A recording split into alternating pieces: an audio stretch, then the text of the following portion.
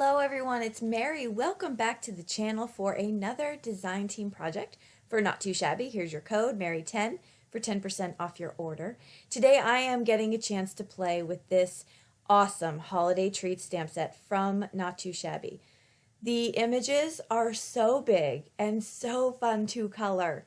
So if you're looking for a stamp set with yummy and also fun images to color, this is the one for you. It's so great. So I just decided to stamp out everything because I couldn't decide.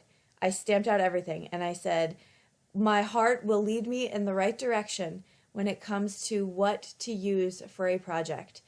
In fact, I end up using 6 of these images for 3 projects.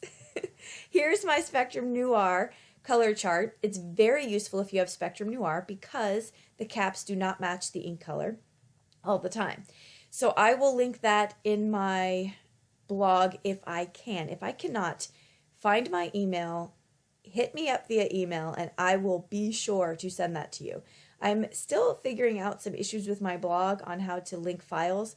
So yeah, just if I can't do it there, please email me and I will for surely respond.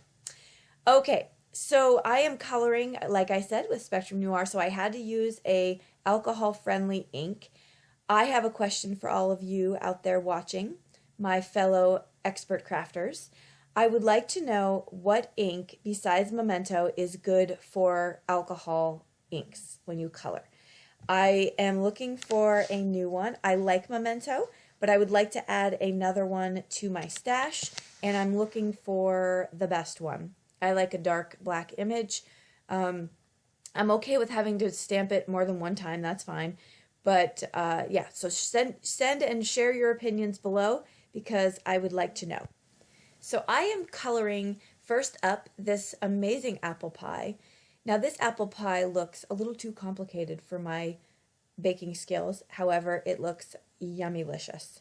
I personally love, I don't know that any of you care, but I'm going to share with you anyway. I personally love the crumbs on the top apple pie. What's that called? I know it has a name.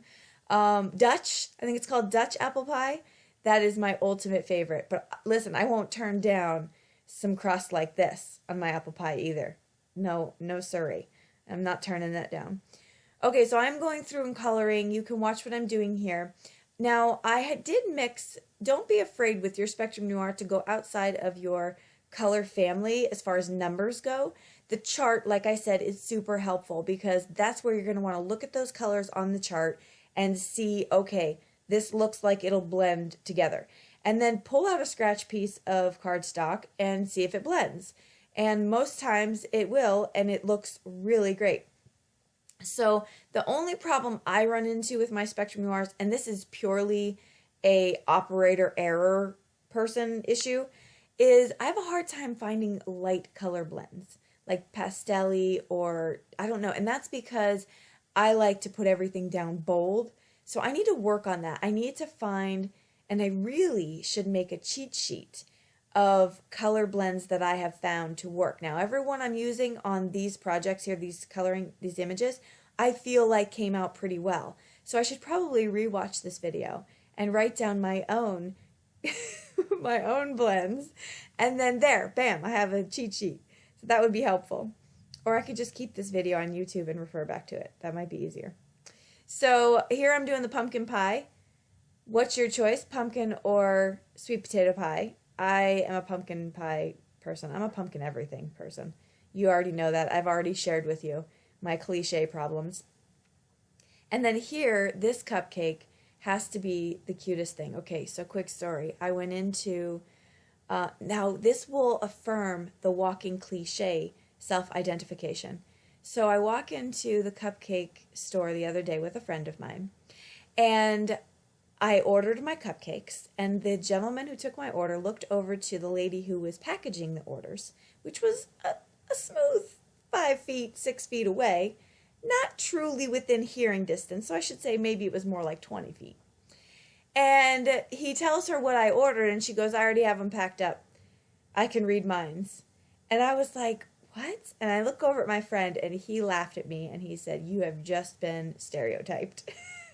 I said, why? Is it my scarf and my boots Am I a pumpkin cheesecake cupcake kind of gal? Yeah, I think I was. Now, I will stick to the story of she overheard me order. He will not agree with that and say that, yes, it is affirmed. I am a walking cliche when it comes to fall. So, funny little story. I'm okay. I own it. All right, so on this one right here, I used a lot of reds to get this colored in. And I got to tell you, I was a little nervous as I was coloring it because I thought, boy, this is not blending very well. Even when I was finished with it, I didn't think it blended very well. However, when I came back to it the next day, it looked perfectly blended. So are these magic markers? Do they work together and find the molecular structure and figure out how to blend on their own? I have no idea.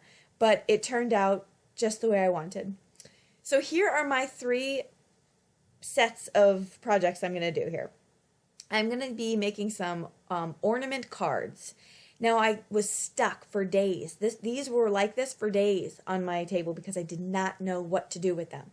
So I called in my trusted agent, my 9-year-old daughter, and I said, I don't know what to do with these circles. This is where we're at. What do I do? And she said, make them into circle cards and then make them ornaments. And I said, this is why I keep you on the payroll, kid. So that's exactly what I'm doing. You saw what I did with the cardstock. You want to leave a little bit of that circle edge out just so that it will fold.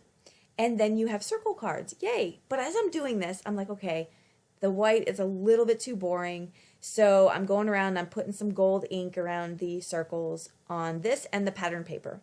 This pattern paper is from the Lawn Fawn Rainbow Christmas, just so you know. And so I'm like, we'll come back to that because it still looks too plain. But I had to put this smiley face on these drinks. You just have to. Look at that smiley face. It's not your average. Oh my goodness, so cute. Okay, so I put those aside. Then I went back, and this is all from the same stamp set. I got out some of the little stamps. I got the candy canes, the holly leaves, and the regular fall leaves. Because of my color schemes, it worked out perfectly. So I'm stamping the fall leaves in gold. And so I'm like, okay, that still looks too plain. Let's color up these images. So before I do that, this is where I'm showing you the holly leaves that I'm stamping out, which these little leaves are just about the cutest things ever. The little stamps that come with it. So although in the stamp set itself you might notice just the large images, there's so many cute little ones too. Pulling out my Color It gel pens, which are my fave. I love them.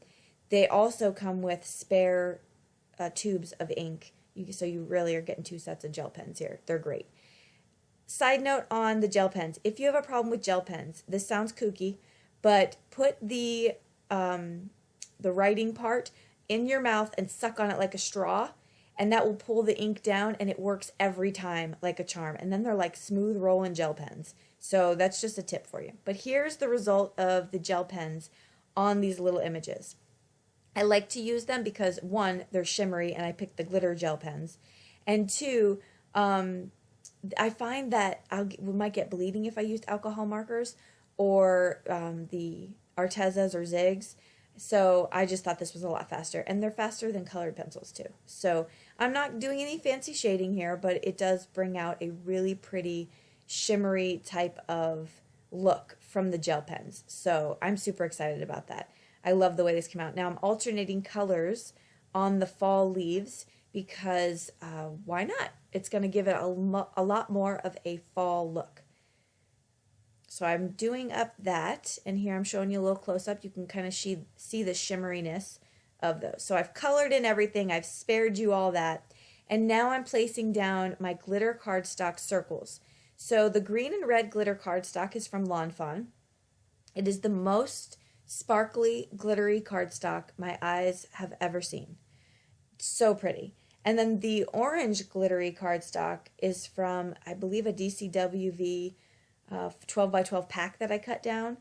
I will try to find that one as well for you. So I'm going to pop up both of my images onto this. Now, as you can see, all the 2 of the cups have the handles and the white piece in there that I did not cut out.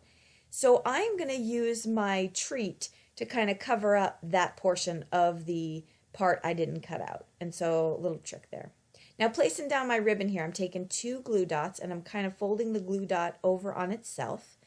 And I'm using my scissors to place those down. Once I get them placed, I'm going to then place in my ribbon right in the center there. And that's going to fold over the card on the ribbon. So the idea behind this, thank you Adia, is that you send this in an envelope and the person picks it out, sees it, sees your message, and then maybe they hang it on their tree instead of hanging the card on the mantle, which a lot of people do.